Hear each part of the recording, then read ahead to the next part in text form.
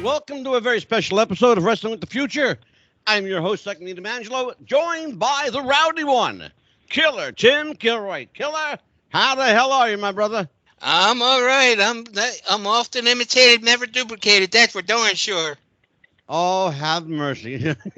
You scare me when you talk like that, man. Killer, we got a couple of legends tonight. One in particular we're going to feature. One is a friend of ours, come by to say hi. So let me tell you about our special guest tonight. Bruce Swayze was born in 1940 in Kirkland Lake, Ontario, Canada. He began his professional wrestling journey under the tutelage of famed Canadian wrestling coach Jack Wentworth at the tender age of 18 while still playing hockey and being groomed for a career on the ice. But within very short order, he would put away his hockey jersey, hang up his skates, and look for a very colorful pair of wrestling rainbow tights to make his name and forge his way. And so was born the beautiful one, Beautiful Bruce Swayze. Among the promotions he called home were CWA, IWA, IWF, the IPW, WCW, BTW, and the USWA. And as a matter of fact, he has a rather well-known cousin by the name of Patrick Swayze. The late Patrick Swayze is, in fact, for shoot, a cousin of Bruce Swayze. And so, ladies and gentlemen, with that in mind, and our guest, welcome to the show. This is Beautiful Bruce Swayze. How are you, Bruce? I'm doing all right. I like that promo. You just did a great promo there. I like that. That's my kind of talk. Beautiful. You did. Thank you so much for the interview. Or the You're quite welcome. That's my background in radio. We love it. We love it. Scott Case would love it too. Right, Scott?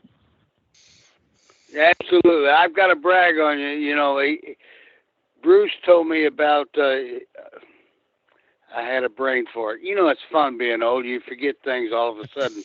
But it'll come to me in a second right in the middle of whatever we're getting ready to say. It's so much fun. But I love when Scott Casey does this. Oh, okay. I've got it. I want to brag on Bruce. Do you know who he played hockey with? Do any of you guys know besides Bruce? I have no idea. Alex Trebek, God rest his soul. Yeah, she showed me pictures of him, and I couldn't believe it. I said, well, you son of a bitch. You did know him. Yeah. Played hockey with Alex anyway. Trebek. Wow. Yeah. Wow. Yeah. I played on celebrity hockey team out of L.A. For about 3 or 4 years, and we played with a lot of the NHL players, the older timers, and that was my game. My father was a professional hockey player, and but I had a wonderful time playing celebrity hockey. And Alex actually was come from a town not too far from where I came from in Canada. I came from Kirkland Lake. He came from Sudbury, and we've known each other for years, and we toured together and played hockey together, and he was a great guy. And you know, when I lived in LA in the valley there in Studio City, he lived around the next hill from me, and so we were actually pretty close all them years, you know. Wow, that's remarkable. I got to ask you, Bruce, how did you come to know my friend, my pal, my compadre, the guy they call the Cowboy, Scott Casey? Oh, I wrestled him many times. How's that for a starter? There you go. I met him. I met Scott. The son of a bitch always beat me.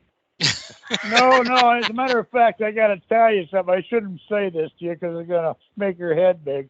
But one of the toughest matches I ever had, I actually had traveled from Canada down into Charlotte, and I had not much sleep. And I was working with this Scott Casey. And we were in Charlotte, North Carolina, and I'll never forget it because when I finished the match, I had trouble getting back, so I stopped in the back of the arena to get my breath. I was out of gas. He blew me up. I'll put it that way. Wow. And I didn't want to tell him that. Oh, I was sucking wind. You're so full. Yeah. Well, I'll tell you what. He's full of shit. Surprised me. I tell you what, he was one of the easiest matches I ever had. And believe me, I had a hell of a lot of them in my lifetime. But I'm telling you, he really was great timing, great execution. I Well, mean, and the Cowboy, man, you know, I'm and glad he you're was talking better about that. looking than me too. And it pissed me off because he was better looking than me, and I thought I was pretty good looking, but I guess he beat me to it. Well, Cowboy, let's talk about that. They say wrestling Beautiful Bruce was like having a night off. So Bruce, let me Absolutely. ask you about that. What was the key to your success in the ring, and early on, by the way? You have this reputation as being naturally gifted. Your timing, as Scott said, your delivery. By the way, your physique was unparalleled at the time. Almost like mine. Yeah, I'm surprised you didn't go into a career in bodybuilding. You were jacked up, brother. Well, there was times I was pretty jacked up. Yes, I was. And then Scott Casey too. You know, he was the woman's dream. When I came into meet, when I first heard about this guy, you know, it was like he was unreal. He was also a hairdresser. I hate to tell you that, but he also did hair. Yeah, And he used to cut the hair of the boys. Yeah, I swear. And I always remembered that from, you know, he was pretty popular with the lady fans. I'll tell you. Yeah, that. well, you know, I'll tell you what, Bruce. We got a mutual friend, Eddie Mansfield, that will attest to all the above. I'm going to throw the first question we have. I'm going to throw it right to Killer Kilroy. So, Timmy, go fire away, brother. Okay. Yeah, Bruce, here's the question. Yeah. I've read all over the place, from one wrestling book to another, to the internet, to whatever, right? That you and Eric the Red drove Cowboy Bill Watts crazy. Can you tell us about that? You know, God bless Eric. I think about him every day. You know, I met Eric back in 1970, and we toured together for 3 years or longer, and we were everywhere together. And what a great performer, what a great worker, unbelievable for a big man. I never met a guy like him. He had quite a reputation, and he was just great to be with, and I knew his family, and I loved the guy. You know, we had so many great times going Bruce, down the road. as you're telling that story, Bruce, the people at home right now are looking at a couple of pictures of you and Eric. I believe might have been from either Universal Wrestling Federation or United States Wrestling Federation. Could have been, yes, it could have been. You know, we traveled in territories together, and we used to we went to Oklahoma together, and we had a pretty good run down there. They looked after us pretty good, and we used to drive Bill Watts. We get him going pretty good, you know, and we did a lot of miles there. If we worked in Oklahoma, you were on the road a lot, and Eric was just a great guy. Yeah, as Killer kind of brought up, you know, you got under Bill Watts' skin. I heard that it wasn't real difficult to do that. Can you give us a little, maybe me and the Killer, a little insight into Cowboy Bill Watts? Yeah, I call him Large William. I love Bill. He brought me into, I was in Puerto Rico, and he was booking at the time he was booking in Florida. And he brought me in there from Puerto Rico, and he was so good to me. And then he booked me in the Carolinas, and then he booked me at Oklahoma. And I love Bill Watts. You know, I used to get under his skin a little bit, and we used to have some pretty good times just talking about stuff. But he was great, you know. And well, you mentioned the Carolinas just a moment. That was probably under the Jim Crockett Sr. might have been, right? Yeah, it was he had just passed away, Jim Crockett. Oh, Sr. it was okay. So it was Junior, Jim Crockett Jr. Okay. Yeah, and of course they had a great crew in there. I'll tell you that, from Valentine to Dusty, everybody came into the Carolinas. Oh, sure. And the Spoiler, Don Jardine, and they had a great crew there, just great workers, and we did we had a lot of towns and a lot of travel, but it was just a great spot. And I love the Carolinas, I must say. And I think you did too, Scott, right? Oh, absolutely. I cut my teeth there. I didn't know hello from Sikkim as far as wrestling went until I got around all these guys. And they would, I cannot remember the guy's name, but I had a match with him, and he called about 10 or 15 high spots in the match. Okay. And I'm trying to remember all this shit, right? And I'm greener than goat shit. And he said I messed up one spot, and he took Frank Morrell. Do you remember Frank Morrell? Oh my God! We were tag team anyway, he said. Tennessee. He said, if you mess up the spot, I'm going to break your neck. It scared me enough I did not miss the spot. But I'm honest to God, back then, they would, it wasn't, let's get in the back room and we're going to talk over the high spots. We did them in the ring. You know, yes. I mean, yes. I was in the right. ring. I love everything was done. Yeah. You better get them right. Yeah. That's right. I was going to say, you better get them right or you get your ass kicked. You know, and you learned. You know, I mean, it was something. You just, you know, it was ingrained in you. I mean, guys like Tim Woods, Johnny Valentine, like you said, Don Jardine, all these guys that I'm being repetitive here, but they demanded that you know what the hell you were doing there. I wrestled against Ole and Gene Anderson.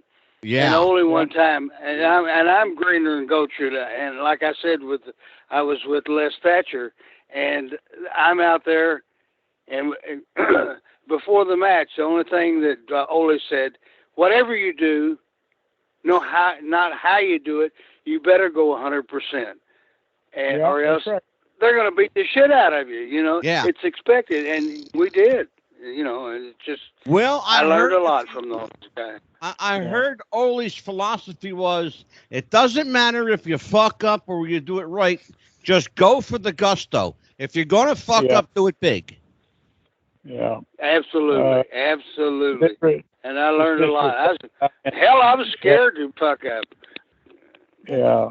You guys worked at a time when, and Bruce, you're largely known as a singles wrestler, so is Scott. But the both of you have had some incredible tag team runs. In fact, Bruce, I'm not mistaken, you also managed a couple of tag teams.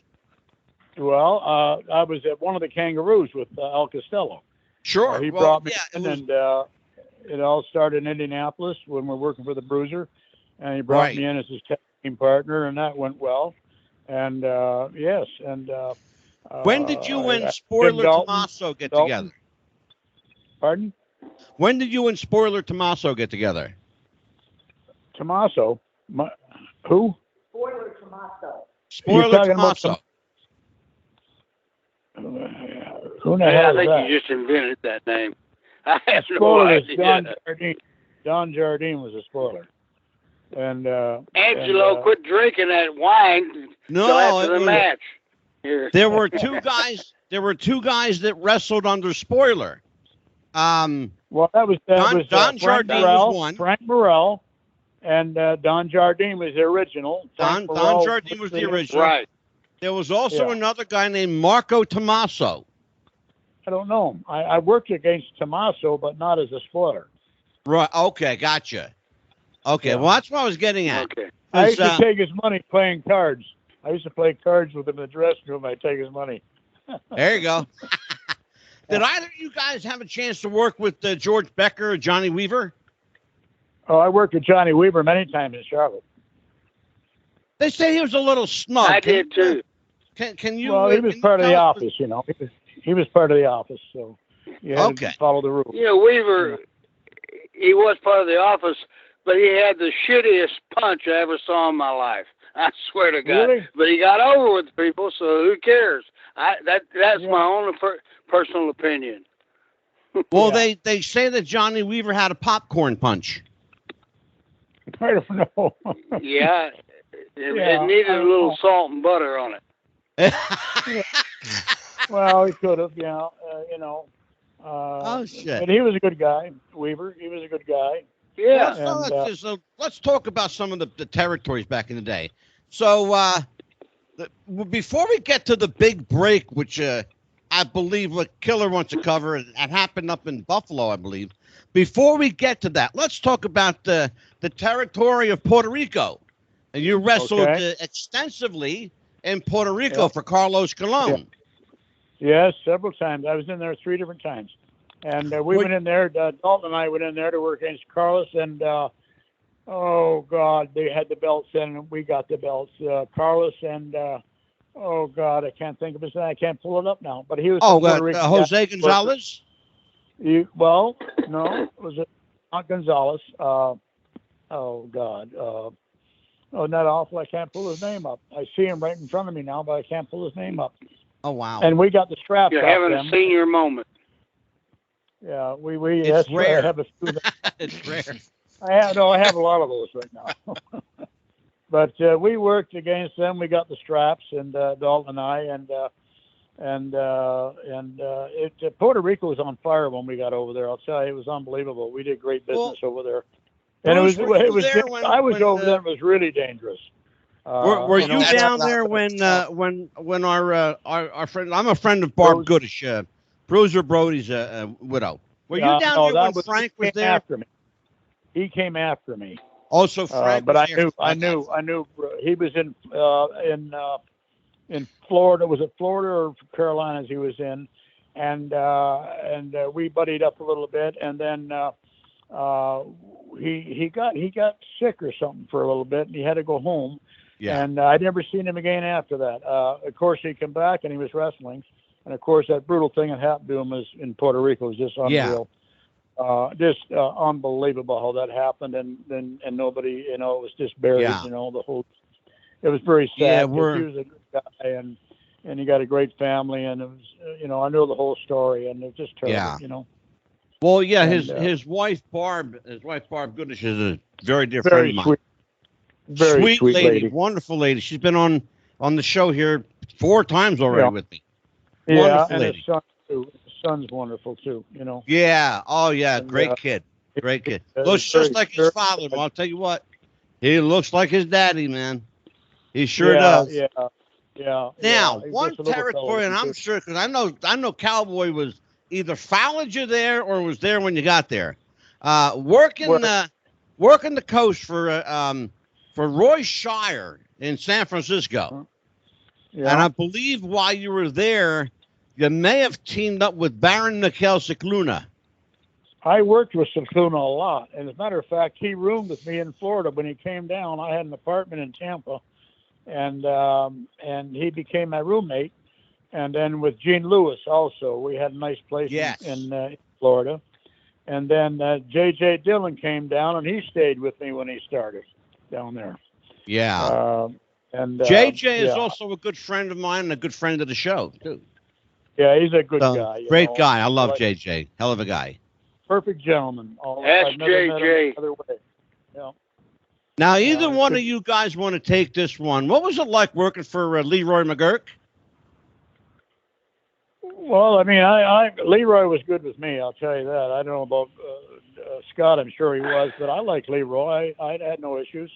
Watch was booking there for him then, and they treated me fine, I went in for one shot for him, and he was a very nice man, and a nice payoff that he gave me, and that was the only time I was ever there because I was committed to go to Japan or something like that, and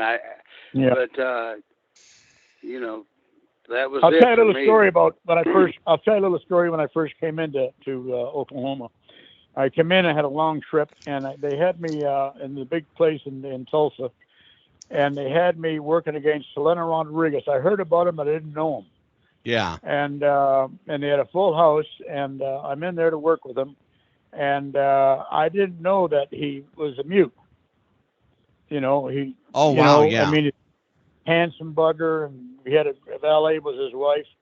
And anyways, I was tired. I did a lot of miles that day. I drove from St. Louis all the way in, and I remember it was snowing, and I went in there that night, and of course went to the ring and all, and Danny Hodge was there. Yeah. And so anyways, we started out doing a 30-minute Broadway or whatever it was. I don't know, something like that. And then they came in and buzzed me and said that we got to go longer because Mephisto was stuck in the plane somewhere in the snowstorm, and he's going to be late getting in. Oh, wow. So I was gassed already with Soleno because he's up and down like a racehorse. And you know that, Scott. You know how he worked. He was a great worker. Oh yeah. And I was out of gas. My ass was sucking wind, boy. And anyways, this went on and on, and Hodge come running out, I swear, and he threw a bucket of water on me. I swear. We got a full house there, and he threw this water on me, Hodge did. And holy Jesus, I was glad he did. And anyways, that was just a little thing that went on there, and that's when I got to know Soleno, and then we did some road trips later down the road, and he was a character, you know, and yeah, a great guy, and all. But that was one of the ones I remember very well. You know, and as you're telling your story, people at home, they're watching a slideshow right now with you and some of your famous friends and co-workers, guys like Antonio Inoki and Terry Funk. Lou Thez, of course. You and Lou Thez were close friends for years and years. Let me tell you. Here. Let me tell you a little story about what happened. Well, I want to ask you about this particular picture I have. It's you and Lou Thez, and interesting, right next to you is a young Randy Macho Man Savage. Oh God, I worked with him. I worked with Randy. His father was my partner in Puerto Rico, Angelo. But Randy came in, and I remember him. We worked together. He worked as a spider then. He came in, and he was playing AA ball with Cincinnati. He was Cincinnati farm team, and we'd work most of the time in Fort Myers. And Randy was so nice, you know. And then he said, you know, and I remember after a match, he come up to me and he said, Swayze, I think I'm going to quit baseball and go to stay in wrestling full time. I said, well, God bless you, Randy. Your dad was a great one. And I said, God, I wish you all the best. And we've been friends. God bless his soul. I think about him. And I'll tell you what, right now, also the people at home, they are looking at, it's an interesting piece of film. It's a very buffed up, beautiful Bruce Swayze. And you're facing a guy who also had an interesting nickname. They called him Charming Charlie Ziegler. Oh, Tommy Ziegler. Oh, Tommy. Yeah, there you go. Tommy Ziegler. Oh, what a guy. What a worker. Yes. Yeah, they're actually watching this match right now. Tell me your memory of that match. Oh, God. Tommy was such a good worker. I worked with Tommy several times. I don't know which one it was, but this was a television match for. It was actually. Did I go over or did he go over? Yeah, it was Who actually won the TV match for the UWF. Yeah. Yeah, well, Tommy, I worked with Tommy several times in different places, from Nashville to wherever. And just a great guy. He was a gentleman all the time and a great worker. And I think I got a little nasty with him in that match, didn't I? Yeah, you got a little heated toward the end of that. I thought it was going to end up being a DQ, but you won. But you won a clean, decisive victory.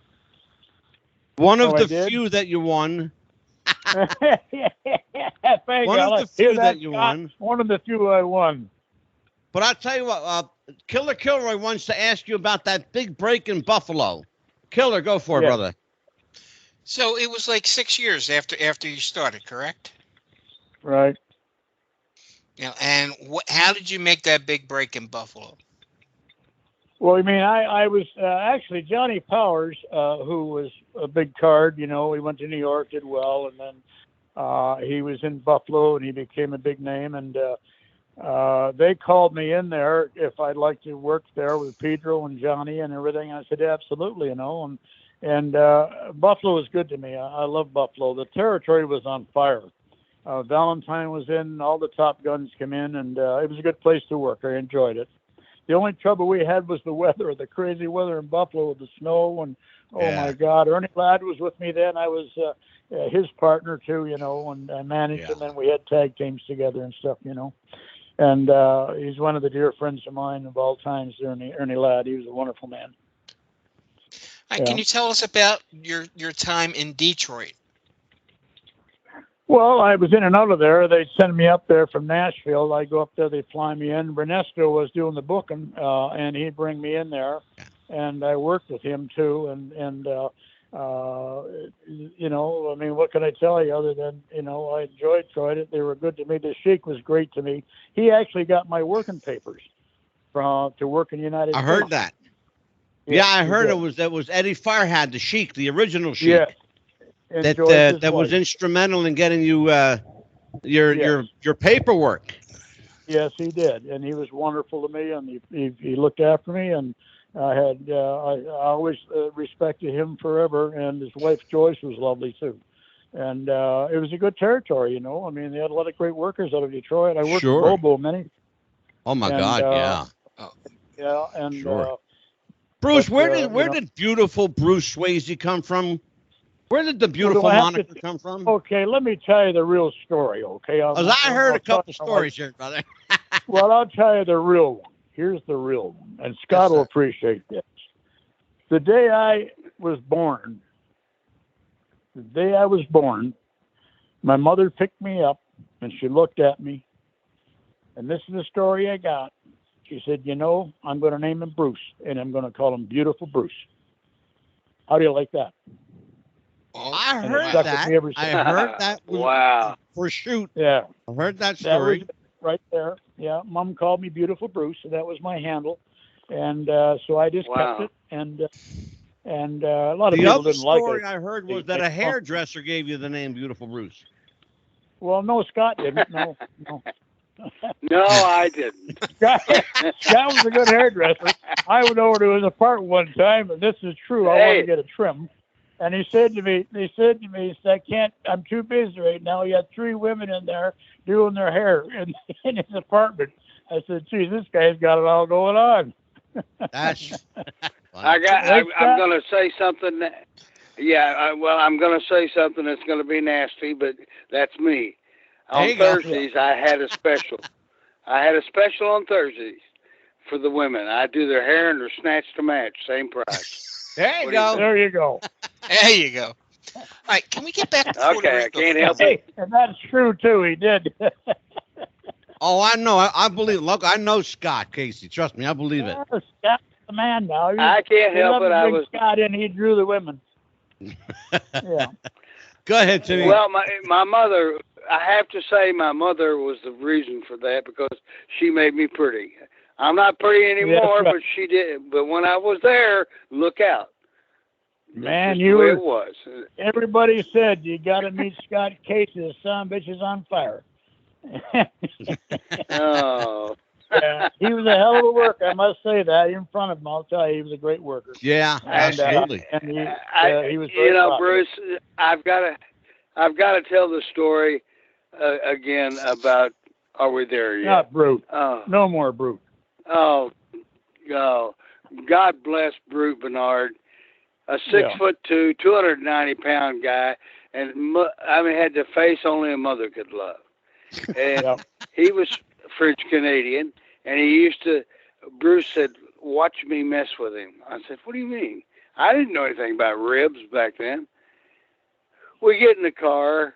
We go to the 7-Eleven. We're doing the bologna blowout. We're doing the beer. And we're coming from Norfolk down to Charlotte.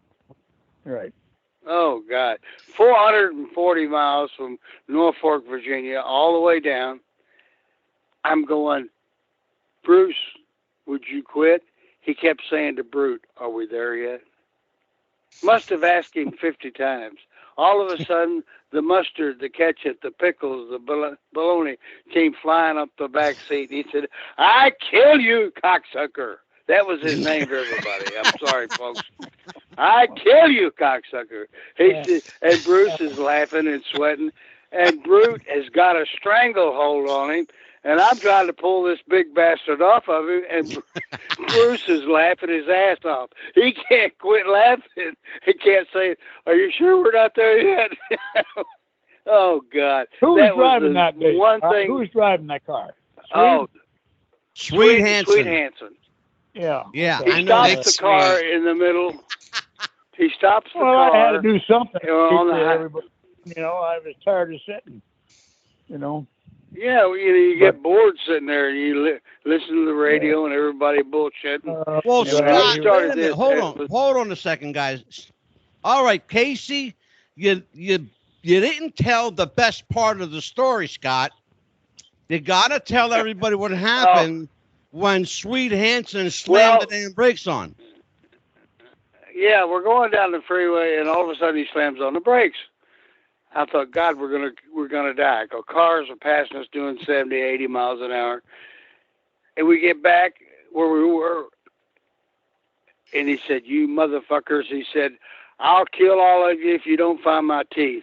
He had taken his teeth out and put them on his lap, and he had a little white handkerchief there. And thank God we found it. I mean, here's a guy that was, what was he, about 6'3" or 4", weighed about 340. I mean, he was a big man. Boy. And I thought, Bruce, we're going to die. And we find his teeth, and thank God nobody had run over him. I couldn't believe it. That's the only thing that saved us. That was the best part. And Bruce, and Bruce is still going, "Are we there yet?" I'm going, "You're going to get us killed." Well, I'll tell you what, that's a great segue, Scott, because Bruce, we're there yet. We are there. So I'll tell you what, my friend, you gave us 30 minutes tonight, as promised. I appreciate you. I got to have you back for a full show, though. Can we do that sometime? Absolutely.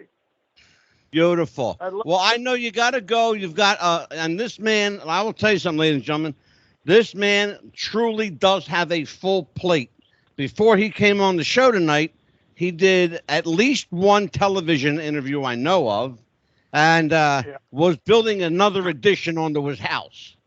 We did I'll tell you real quickly here, guys.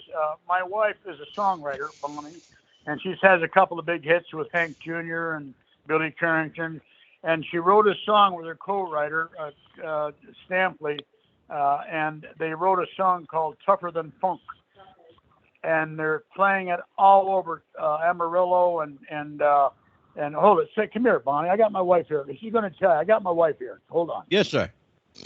Hi there. This is Bonnie. Tony Stampley, the son of Joe Stampley of Mo and Joe fame.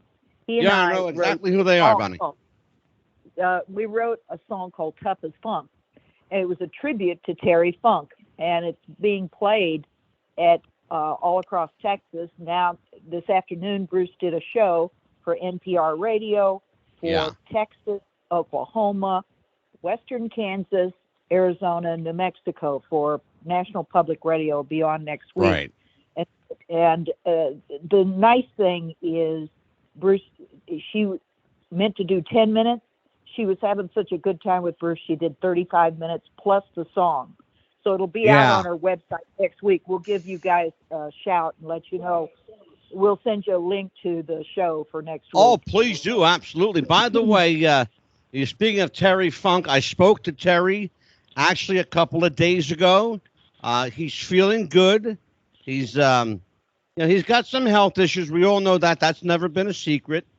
He's got some health issues, but he's in good spirits and he sounds great. And I'm hopefully one of these days we'll get him on the show here. He keeps teasing me. He keeps teasing me with it, but I might have to get Cowboy Scott Kaiser, Bruce Swayze to open up the door a little wider for me. But but Terry's a great guy. He really is. Great guy, and you can buy the song Amazon Music. It's called Tough as Funk. I'll give you back to Bruce. Good talking with you. Bonnie, is Bruce's Bonnie still there? Yeah. Oh, I would love to have her on. We have a gentleman that co-hosts our spiritual show. His name's Pete Wilcox. They call him America's TV Elvis. He's a Okay. songwriter as well. Next week, we have a song publishing company coming on the show to talk about spiritual music. And I would love Okay. to have Bonnie come on either next week or the week after to talk about the art of writing music. Yeah, she could. She'd do that. She'd love that. Yeah, she do. Terrific. She's good at it. Some big hits. And I know where to reach her and just call you. You what? Yeah. I got to jump in here and say one thing. Go ahead, You're Scotty. talking to a lady. You're talking to a lady and a man that have been together. I hope I get this right. 45 years. Is that right? That's it. You've been Right, married. That's right. That's Yeah. right. And how she put up with your ass, I don't know for 45 years, but God bless her. No, I'm just teasing. Well- But that's the truth. I just wanted to That's brag funny. about it. Yeah, Well, that's I'll good. tell you I'm what, glad Bruce, did. it's been an honor. It really has been an honor and a pleasure having a beautiful Bruce All Swayze right. on the show tonight. Bruce, we will have you back. I promise, Bruce, we will have you back. If you can Good. clear up your schedule for a full hour, that would be wonderful. I will. Promise you, I will. And get Scott on there with me too. Oh my God, absolutely. You of course. bet. Yeah, Absolutely, we you can bet. talk. We'll Well, have I'm a going to little let more you of go a tonight, script my to friend, talk because I about. know you got a handful. All right. Okay, buddy, and thank you for all the information, and thank you for the kindness, and we appreciate quite it. And we appreciate the show, and Scott, God bless you, brother, and give me a call. I will, Honored to Bruce. have I love you, Bruce and I Swayze, will. everybody. Okay. Beautiful Bruce Okay. Swayze. All right. Great Bye-bye. interview. Scotty, you still with me? Yes, sir. All right, Angie here. How you doing, baby? You've known this guy I'm a long fine. I'm time, fine. Scott. You've known him a Oh, long. God. Almost, I want to say 45 years. As long as he's been married, I think I've known him. Yeah. You know, a class act all the way around. You can't deny that at all. He really Oh, is. no denying And I it. just And I'll love tell him you to what. death. You know, I could see the two of you working together. You know, you got that handsome cowboy good look, and he's got a body like a Greek god. He was built, man. I'm gonna tell you what, he was packed. Yeah, he was. He know? was stacked all the way around. Yeah. Yeah. Yes, he was. You know, I Yeah. want people to know. I didn't mention it while he was on the show, but I'll say it now because I know he won't hurt me. But Bruce Swayze's 81 years old, and bench presses 270. Okay, I'm not Killer Kilroy. I Yeah. want you to hear I'd what I like just to- said. He's 81 and benches 270. What? Imagine that. That's Unbelievable. unbelievable. No, I'm Yes, it 62 really and I is. have trouble And I benching my admire cup him. of coffee. I can't. There I you go. can't. I can't even bench a 12-ounce curl. Oh shit! That's funny. Yeah, Cowboy got that one. Yeah, that's So funny. Scotty, Oh. what's next for you, kid? What's going on? Well, I'm still pushing my book, and I ordered 50 more of them, and they go pretty quick. I'm going to try to get a meet and greet down in Temple, Texas, and push the books and the pictures and stuff. And I'm going to try to get Eddie Mansfield down there because without him, I couldn't have done it. Believe me, Well, I'll we tell you set what. Let's records just that- shout out to our friend Eddie Mansfield. I talked to Eddie yesterday. Eddie's doing well. He's busier than a beaver. Really busy guy. He's in, people who know Eddie's in television production, and he's got like 5 different shows going right now. So he's always doing he's something. unreal. So let me tell everybody about your book. It's called One Last Ride, Tales of Cowboy Scott Casey. And this book is like a car ride with a legend seasoned journeyman wrestler. It's you're taking a ride, you're in the passenger seat, and Scott is just telling story after story, how he got started, some of the characters he's met along the way. It really is. And I've said this before, Scott, it's really not like an autobiography. It's more like a how-to book on wrestling. It's really like a how to survive in wrestling. That's really what it is. Yeah, it's yeah. Back in the 70s and 80s, it was so different than what we have nowadays, and you had to stay on your toes. And like I said earlier, Frank Morrell told me he was going to beat the shit out of me if I messed up the next high spot. And the high spot was, I want to say 15 different moves. Try doing that, and I thought, man, this is never going to happen to me again. I'm in Florida, and I'm wrestling Ivan Koloff. The Russian Bear. What do they call him? The Russian Bear. Yeah. Yeah, the Russian Bear. We're getting ready to do the finish. He said, Scott, I forgot the finish. I couldn't.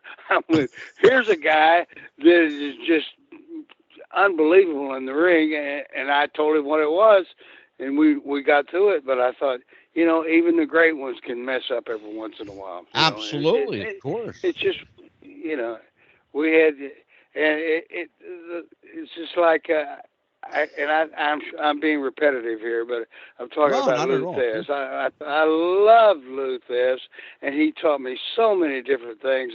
And he's out there one day, and I walked through the curtains behind him. I said, Lou, what are you doing here? And the first match is on. He said, Scott, you can always learn, and you can always steal moves from guys. You just have to watch. And absolutely. And I used that all my life. It was just as long as I was wrestling. But I mean, here was a great guy. We went to Kuwait, Saudi Arabia. Wow. And we're over there now. They don't drink in that country unless it's a private club. Yeah. We get back to Heathrow Airport in London, England, and Lou, we all start pounding the whiskey and everything, and all of a sudden Lou goes, I can't see. I said, what?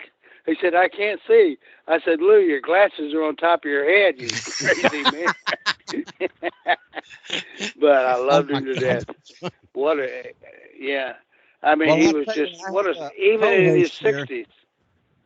I'll tell you what, Scotty, I have a co-host here that's chomping at the bit to ask you some questions. Timmy, you've got a legend here, brother. Start picking his brain. Okay, well, I kind of pick people's brains, maybe the same question every week, but I get a different answer every time. So, I guess what I'm trying to say is that mainly you did the territories, right, Scott? Yes, sir. I sure did.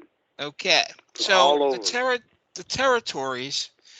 Did you go into Puerto Rico with Bruce? I saw him there. We didn't work together, but we exchanged highs and buys and stuff like that. Okay. But I was with Eddie Graham in Florida, and he flew us in there, and it was the funniest thing. We were wrestling there, and the population is predominantly black. And it seemed like every other person there was up in a tree or something trying to get on the matches. I thought, unbelievable that they would do that, And I'm watching. You wouldn't see that in the United States, but they didn't have trees around the arena like what we had down there. But Carlos Colon, tremendous promoter, great payoff man, and I really enjoyed my time. And I only went down there one time. But I enjoyed it. I really did. Okay. That's great. I got off of... So back then, from what I hear, you didn't get a big payday unless you put asses in seats. Is that true? Absolutely. Oh, yeah. Yeah, I mean, it's just, but that was the way it was all over the United States. If you didn't get out there and bust your ass, and the funny thing about it, when I say bust your ass, the first match, it set precedence as to how the night was going to go. You better get out there, jump in the air. You better get it, like Joe Blanchard used to say, you better get out there and shit in your hair, because I guarantee you, if you don't, the people are going to just go, I don't want to come back to this. Yeah. There goes your payday. There goes your payday. Here's what bothers me, Scott, and Timmy brings up a good point. You know, and you also bring up a good point. The first match, you're absolutely right. It set the precedent. It set the tone for the night. It bothers me, and Timmy, I want your opinion on this too. The term curtain jerk, they use that term now for the first opening match. They call it the curtain jerk, like it's an insignificant, almost blasé position to be in. Well, the thing of it is, it's because their style of match was nothing like what we used to do. It was always what we did. We had to get out there and, like I said, and set the precedence. Nowadays, everything is completely scripted. Yeah. You can see it in their moves. You can see it in the way they talk. I mean, obviously the promos were that way, but I mean the people just. I mean, the first match nowadays, you better be doing 120 and level off at 200 miles an hour, or else you're not going to get the people going. And that we weren't that way. We had to tell a story. We had to make people believe everything we did in that ring was for real. And you know, I'm going to stop you right there. I got a very dear friend of mine, Davey O'Hannon. He said, the people believed because we believed. Is that your philosophy, you're right. Scott? The people believed. Oh, yeah. I mean, believed it. They did, and Davey is right. And I haven't talked to him in 100 years. And if you see him again, give him a big kiss for me. I'm going to do better than that. I'm going to get two of you on this show next week. Okay. Sound like a winner. I'll be glad to do it. Well, you know, I should tell people that Scott Casey, in addition to being a frequent guest on my show, is also a very dear friend of mine. And we talk often. Absolutely. And I would tell people how we met. It's funny. And I've told the story once before. Well, maybe twice before. We met at the Philadelphia Spectrum in 1985, 87, somewhere around there. You had come in for a one shot, and then I think Vince brought you back in 89 or 90 for, I think you were here for like a year, right? Somewhere around a year. Yeah, I was there for a while, you know. Yeah. And still disappointed of my run up in New York, but yeah, you know, if you're not, the old timers used to say, if you're not figured in, you're just one of the girls in the show. And that's what I was, you know. And prior to that, we set all kinds of records in Texas at Hemisphere Arena. Me and Eddie Mansfield. Oh, my God, I mean, they had Scott Casey and Eddie Mansfield. Oh, my God, you guys busted attendance records like everywhere you went. Everywhere you went. Yes, we did. But, you know, it's just, like I said, I'll be repetitive here and say, if you're not figured in, you're not figured in. And I didn't know anybody up there. The only person I knew, and this was the only reason I got up there, was Pat Patterson.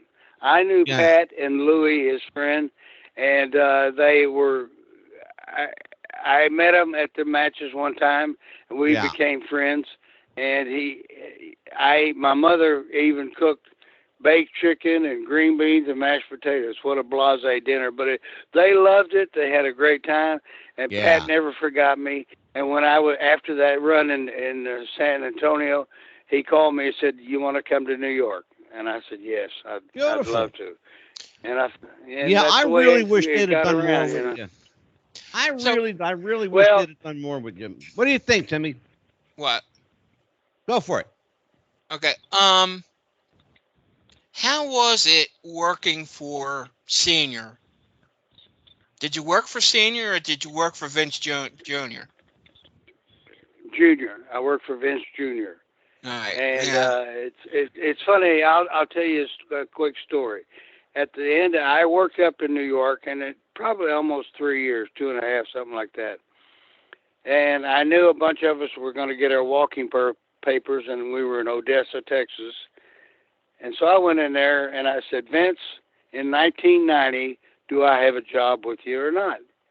He said, no. He said, I want you to go down to Atlanta and blah, blah, blah and all this, you know. And he said, we really didn't know that much about you. And I went, okay.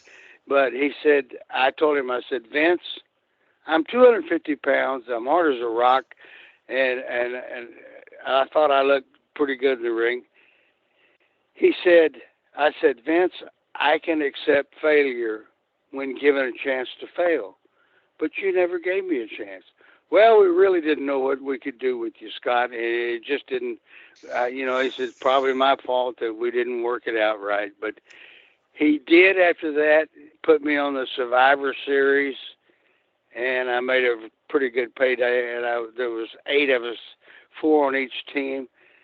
Harley Race, the Giant, Dino Bravo, and I can't remember whoever it was. But anyway, they're all passed away now, and we're all still living. Guys like Tito Santana, oh God, I'm thinking Jake the Snake.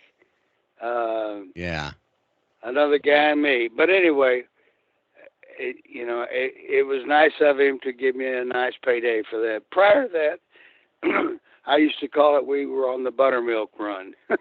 In other words, nobody wanted to be on it, but we did it. That was the term Larry Zbyszko used, too. Tell everybody what the buttermilk run was. Well, they usually had 3 shows a night running somewhere. And, they would have not the major stars there. I mean, we had Jake the Snake. He would come there, Ultimate Warrior.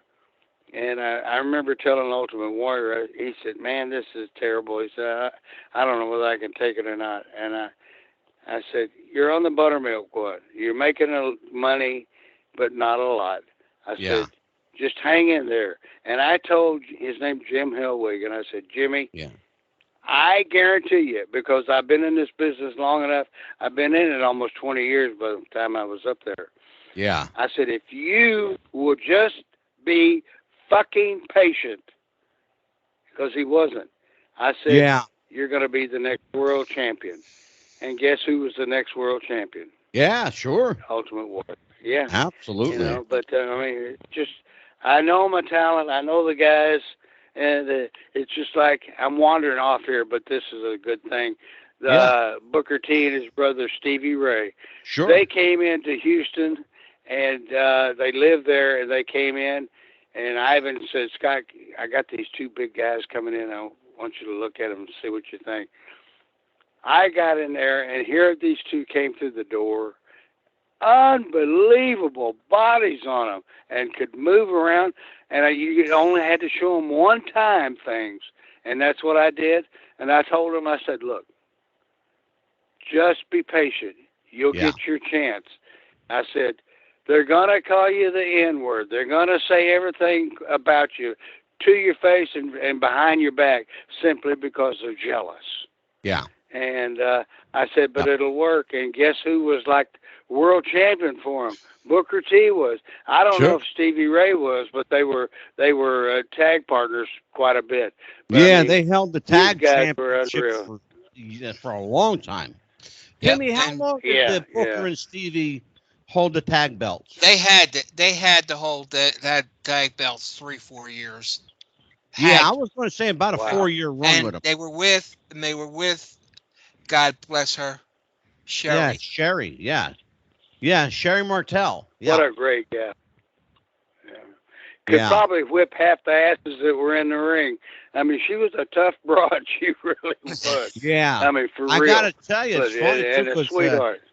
Sherry's best friend lives right across the street from my house right now. Yeah. I'll be damned. Kathy Fitzpatrick. She lives right across the street. Really? Huh. Like literally out that window. Yeah. Well, I know the name, but she was Sherry's best friend? Yeah. I didn't know that. Oh, my God. You kidding? Watch the show that we did on Sherry Martel. Ladies' Night Out, it was called. Yeah. Great show. Yeah. Scotty, I tell you what, brother. You are always here to rescue me and pull me out like the damsel in distress. You know, Hey, you're my friend. We're And just let me tell girls you in the real show, quick. you know. We're Hey, Angie, just like Louis Dondero, who was Pat Patterson's lover. Yeah. He told me one time this, and I never forgot it. And this applies to you and me, not being lovers, but he said, a friend's a friend, a dollar's a dollar. You can spend that dollar, but you can't spend that friend. And that's the way I feel about you. That's right. Absolutely. Right. And we're both girls in the show. Absolutely. That's brother, right. I'm going to let you go. You have a great night, brother. I thought you didn't have any balls, Ange. That's a whole nother story. That's a different show. Scotty, right, I'm going to have to let you care. go, brother. Have a great night, and I'll talk to you in a couple of days. Okay. All right. Bye-bye. You got it, brother. Take care. Scott Casey, everybody. Cowboy Scott Casey. All right. Well, Killer, it's just you and us chickens over here. Good show tonight, brother. Good show. Real good show. Great show. Great show. So your thoughts on Beautiful Bruce? Well, put it to you this way. You know, I tried getting in I couldn't get in any words in edgewise. That's how good the show was. And that's amazing for you not to get any words in. I couldn't get any words in. I know. Well, you know what? When you have guys like that, Timmy, that are just so full of stories, you just sit back and let them roll. Let them go. That's it. Yeah, that's pretty much what you got to do. Just sit back and let them go. Well, I'll tell you what, brother, we got a great show next week. We're going to cover ring psychology and storytelling. What happened to storytelling and ring psychology? And I got a special guest next week that's going to join us. His name is Seth Witz. He's from Seattle, Washington, and he is a historian on wrestling and boxing.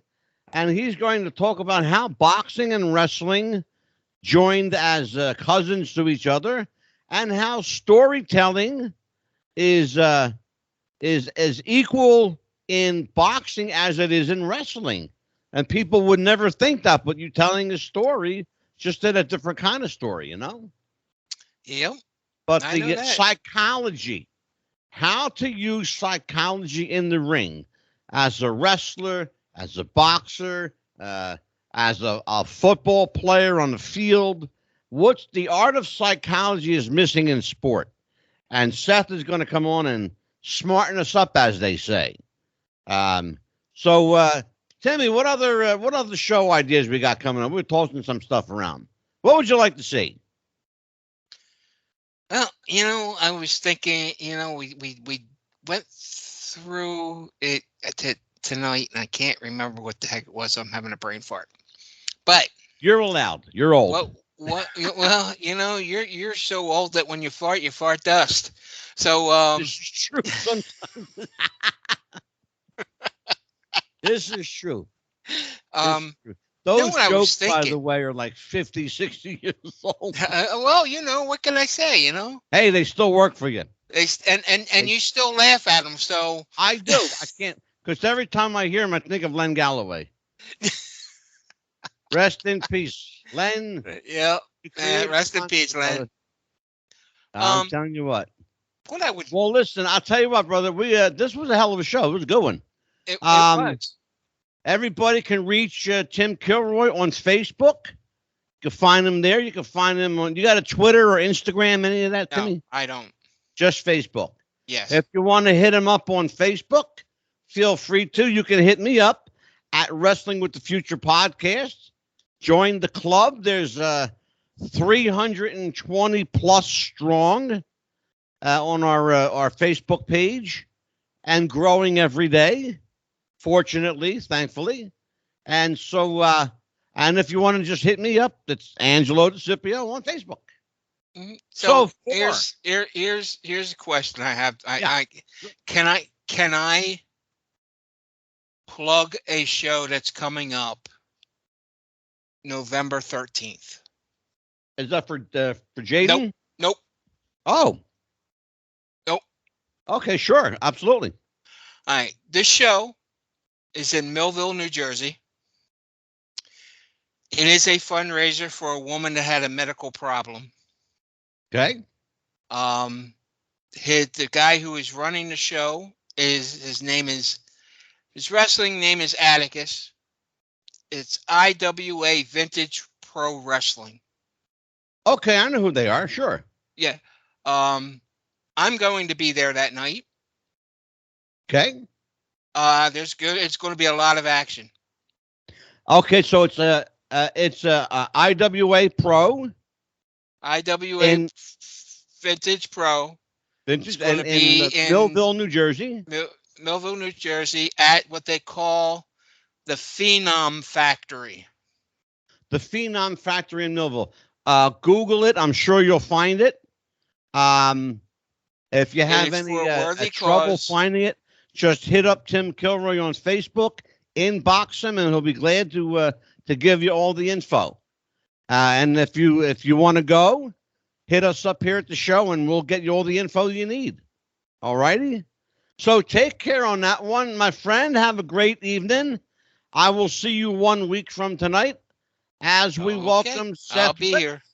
And Wrestling Psychology. For Tim Kilroy, I'm Psychic Medium Angelo. Have a good one, everybody. Happy wrestling, and we'll see you next time. Bye-bye.